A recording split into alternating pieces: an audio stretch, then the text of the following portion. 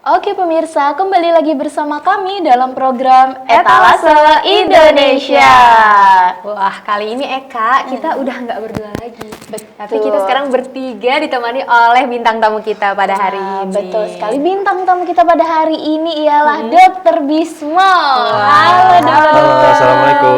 Oke, mungkin pemirsa udah nggak asing kali ya Betul Eka ya sekali. dengan Dr. Bismo, karena kita sudah sering juga ya beberapa kali bertanya kepada Dr. Bismo. Nah, kali ini Eka, kita akan menanyakan terkait penyakit flu Singapura. Wah, flu Singapura, aku jadi flashback sekitar 7 atau 6 tahun yang lalu nih dok. Iya. Kebetulan aku pernah terpapar flu Singapura pada tahun 2016 tuh dok, kan memang lagi marak-maraknya ya flu Singapura.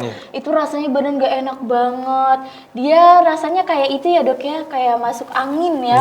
Iya. Rasanya hampir sama kayak masuk angin, tapi aku belum tahu nih secara penjelasan detail secara medisnya seperti apa. Kayaknya Dokter Bismo boleh minta penjelasannya dulu. Boleh. Tapi Eka dan juga dokter, sebelum masuk, aku kan ini masih agak asing ya nih dok, terkait penyakit flu Singapura ini. Jadi kayak aku mau tanya dulu nih dokter, sebenarnya flu Singapura itu apa sih dok? Oke, jadi flu Singapura itu adalah sebenarnya flu yang awalnya itu adalah ramai itu di Singapura pada sekitar tahun 2000-an. Makanya sebutannya adalah flu Singapura gitu. Gejalanya itu dia terdapat luka di mulut, tangan, sama kaki. Makanya kalau bahasa medisnya biasanya disebutnya adalah hand, foot, and mouth disease. Ya, penyakit tangan, kaki, dan mulut. Karena dia gejalanya itu mengenai mukosa mulut, di telapak tangan, dan juga kaki gitu. Wah, pantesan waktu itu Eka tuh nyeri-nyerinya di kaki dong. Jadi kayak ada bentolan-bentolan muncul, awalnya satu, tapi lama-lama jadi banyak, terus sakit banget apalagi kalau kena angin. Tapi nih dok, flu Singapura dibanding flu biasa ini sama atau berbeda dok?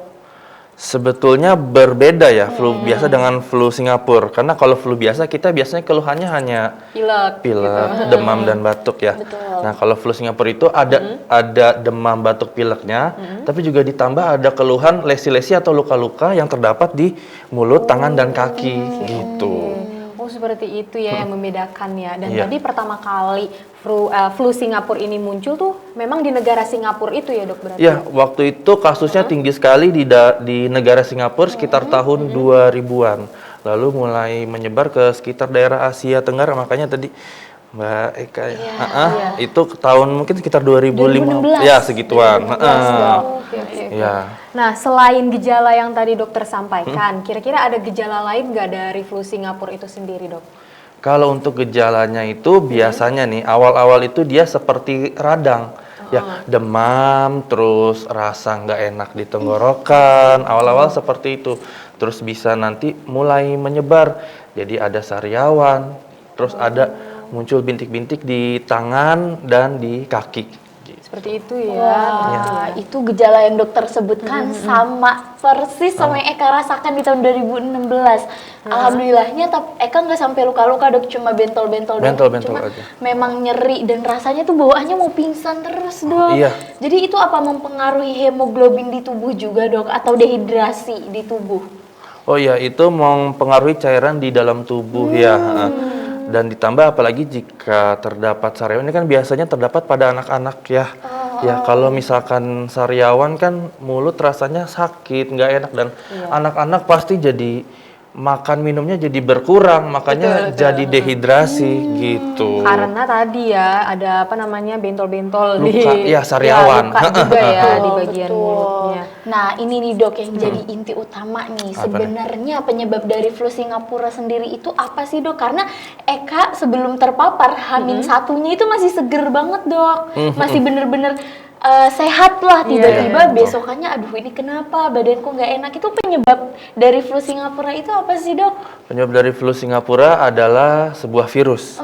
Ya, jadi memang kalau penyakit yang disebabkan oleh virus, dia memang efeknya sangat cepat sekali. Yang tadinya kemarin sehat, hari ini bisa langsung jadi demam tinggi, jadi radang tenggorokan gitu. Oh, Oke, nah Eka kan kena flu Singapura itu waktu SMP ya Eka ya, Pasti otomatis di SMP. ya masih belum masuk ke remaja lah ya, Iya, masih betul. anak-anak nih dok. Terus aku juga pernah baca kalau flu Singapura itu memang lebih banyak menyerang kepada anak-anak. Betul. Tapi apakah hanya anak-anak saja atau ada kalangan apa saja nih kira-kira yang bisa terkena flu Singapura itu dok? Kebanyakannya flu Singapura itu mengenai anak-anak gitu, tapi tidak menutup kemungkinan untuk orang dewasa terkena, cuma sangat jarang sekali gitu. Biasanya orang dewasa itu hanya sebagai carrier atau pembawa si virusnya itu. Jadi kayak kalau misalkan pas kemarin zaman COVID tuh sebutannya COVID tanpa gejala. Iya. Ya, jadi orang dewasa juga bisa terkena tapi tidak ada gejala apa-apa gitu. Yang padahal sebenarnya itu ada ya. Sebenarnya Dok, ya? ada gitu. Jadi gejala-gejala itu memang lebih banyak timbulnya di anak-anak betul. gitu ya. Nah kalau orang dewasa malah jarang Malah gitu jarang. adanya gejala yang Iya, tadi dokter sebut. betul. Gitu. Tapi dari imunitas tubuh itu juga mempengaruhi Oh, ya dok ya? sangat mempengaruhi gitu. Kan pertahanan tubuh pertama adalah sistem imunnya Oh, iya, gitu. betul. Iya. Berarti secara otomatis ya dok, flu Singapura ini menular dong, sama kayak COVID inilah gitu Oh ya. iya betul. Kan tipenya sama-sama virus ya, tapi Iya, virusnya berbeda kan. Jadi cara penularannya pun juga sama gitu. Lewat apa biasanya itu dok? Lewat bisa secara langsung atau secara tidak langsung. Kalau secara langsung ialah lewat percikan air liur ya gitu. iya, betul. Apa namanya droplet gitu. Kalau yang tidak langsung itu seperti memegang gagang pintu yang sudah terkontaminasi gitu. Berarti sebenarnya hampir sama ya dok ya penyebaran Oh, flu iya. Singapura dengan COVID ya. Betul, hampir sama. Bahkan memang COVID sendiri pun itu kan juga semacam flu juga ya dok, kita Iya, flu batuk. iya, betul. Intinya virus itu menyerangnya di tenggorokan hidung ya dok. Dan berarti imunitas tubuh kita nih penting sekali ya kita menjaga kekebalan tubuh ya betul, dok ya. Betul. Oh seperti itu. Tapi selain menjaga kekebalan tubuh, ada nggak sih dok cara-cara intens untuk mencegah agar tidak terkena flu Singapura ini? Cara-cara itu untuk supaya tidak terkena flu Singapura itu sebenarnya caranya sama saja dengan cara penyakit lain kayak COVID kemarin ya.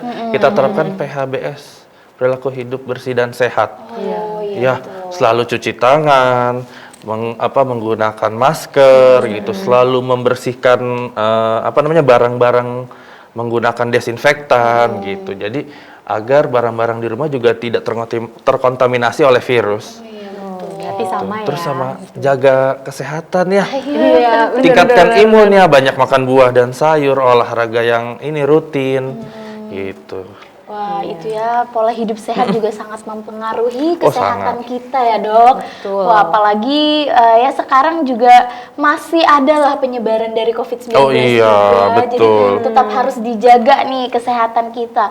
Tapi flu Singapura ini bisa dikatakan penyakit yang berbahaya nggak, Dok? Bisa dikatakan berbahaya tapi sangat sedikit sih kasusnya. Yang berbahaya yang menyebabkan si virusnya ini dia bereplikasi mengenai selaput radang otak tapi hanya sedikit sekali gitu. Berarti bisa sampai ke sana ya dok? Bisa sampai ke sana. Berarti nih dok, kalau misalnya kita mengalami lah gitu, tapi nauzubillah ya, Iya. misalnya itu udah kesampean kejadian nih kita kena flu Singapura itu. Nah cara pengobatannya itu gimana dok? Selain misalkan kalau pertama kan kita pasti harus berkunjung ke dokter. Betul. Tapi ada nggak cara pengobatan pertolongan pertamanya lah gitu dok? Sebenarnya juga semua penyakit karena virus itu dia self limiting disease atau bisa sembuh dengan sendirinya. Gitu. Ya, yang penting kita naikkan imun tubuh kita, terus paling gunakan obat untuk mengobati gejalanya saja. Gitu. Ketika gejalanya muncul demam, gunakan paracetamol untuk penurun demamnya. Gitu. Jadi obat-obatnya itu hanya obat-obatan untuk gejalanya saja. Gitu. Ketika gejalanya sakit, kakinya sakit, dikasih obat anti nyeri, ada sariawan dikasih obat sariawan gitu. Belum membutuhkan obat antivirus ketika keluhannya tidak memberat gitu. Oh, seperti itu ya. Iya, Dok? iya. Ternyata ya memang sebenarnya ini juga bisa diaplikasikan ketika kita terkena COVID juga ya dok. Iya, sebenarnya. betul. Hampir Jadi sama ya. Hampir sama. isolasi Betul. dan memang juga harus menjaga kesehatan, banyak istirahat yang cukup juga Betul, ya dok. istirahat yang cukup. Tapi dok, ya ini jangka waktunya waktu itu Eka tuh 2 minggu dok. Iya. Memang jangka penyembuhannya selama itu dok Iya. dari flu Singapura ini. Ya, jangka penyembuhannya itu sekitar 2 minggu. Biasanya gejala muncul sekitar 1 minggu. Iya, nah, betul, seminggu lebih itu gejalanya mulai berkurang, tapi si virusnya tuh masih aktif, jadi masih bisa menularkan ke anak yang lain. Gitu. Berarti hampir sama juga kan COVID juga kita 2 minggu. Iya, kan, 2 masa minggu. penyembuhannya. Mirip berarti itu. Memang hampir mirip ya yang namanya penyakit-penyakit yang disebabkan oleh virus, Virus tuh ya. nggak jauh beda sebenarnya. Cuma bagaimana kita tetap menjaga imunitas tubuh kita, kesehatan dan pola hidup yang baik ya. Betul, itu yang paling utama. Oke, kalau gitu dokter, mungkin dokter ada nih sedikit advice atau mungkin untuk pemirsa tips-tips agar kita terhindar dari penyakit flu Singapura ini, dok. Yang pertama ialah tingkatkan imun tubuh ya. Banyak makan makanan yang bergizi, buah-buah, sayur-sayuran, terus rutin olahraga ya untuk meningkatkan kesehatan juga. Itu dan juga selalu menggunakan masker dan juga jangan lupa mencuci tangan. Dan jika ada saudara, teman atau anak yang mengalami gejala yang tadi sudah dijelaskan, bisa langsung ke dokter untuk segera diperiksakan apakah itu flu Singapura atau bukan gitu. Jadi apabila kata dokter, iya flu Singapura, jadi lebih banyak lagi istirahatnya dan juga isolasi di rumah supaya nggak jadi menyebar gitu. Wah, Ini kita sudah dapat informasi ya mengenai flu Betul. Singapura dan juga tadi mendapat saran-saran dari dokter ya Kak ya.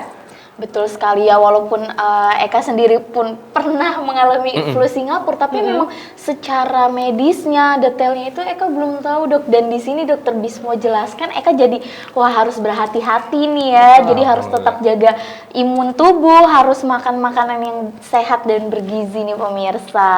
Benar. Oke, kalau gitu alhamdulillah hari ini kita jadi lebih tahu informasi tentang flu Singapura tadi. Namun cukup sampai sini aja kayaknya wawancara kita ya. Sayang sekali ya, padahal sebenarnya masih banyak yang ingin kita kulik nih seputar flu Singapura. Tuh. Kalau gitu kita pamit, tapi setelah ini kita akan kembali. Betul Namun tidak bersama sekali. dengan Dokter Bismo. Iya. Jadi terima kasih banyak dok. Ya, sama-sama. Sama-sama. Hadir. Oke pemirsa, kita akan kembali lagi usai jeda berikut ini. Tetaplah di Etalase Indonesia.